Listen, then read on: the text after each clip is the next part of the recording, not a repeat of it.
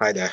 Welcome back to Metrics, where we do uh, SaaS teardown videos and we try to identify a few conversion leaks that might be costing businesses a few $1,000s every single month. Today, we're going to be talking about Envoke, which is basically a email platform made for communications, right? They basically offer businesses a lot of tools to do the email marketing, newsletters, and things like this, right? So straight away, we can see that the headline is very clear. They explain very clearly what the software does. There's not any ambiguity about what they do, and so a prospect will not be left confused by the headline straight away. Also, if we click on free trial, just to show you one thing, you can see what they do well is that they have two testimonials the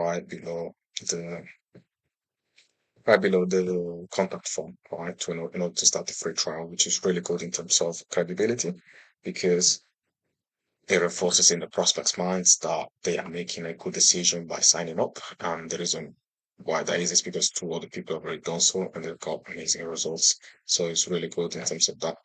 And also, they explain a little bit more about what's going to happen once you provide the contact details. One little thing that I would say to potentially increase the number of opt-ins is to simply potentially reduce the number of um,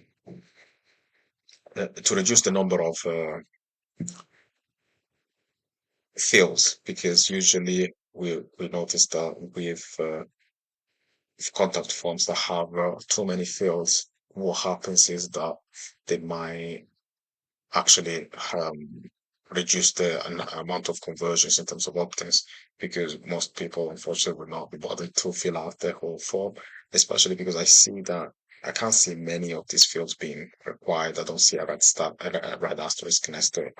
So if there was a way to potentially ask some of these questions later, that might be helpful in terms of increasing the conversions. But that is my opinion. And then if we come back on the homepage, we can go down and we can see an immediate element of credibility with the amount of brands that I've already worked with. Okay. And this is really good in terms of showing off their expertise and their credibility, because they've already shown that they have brought significant results to all these brands.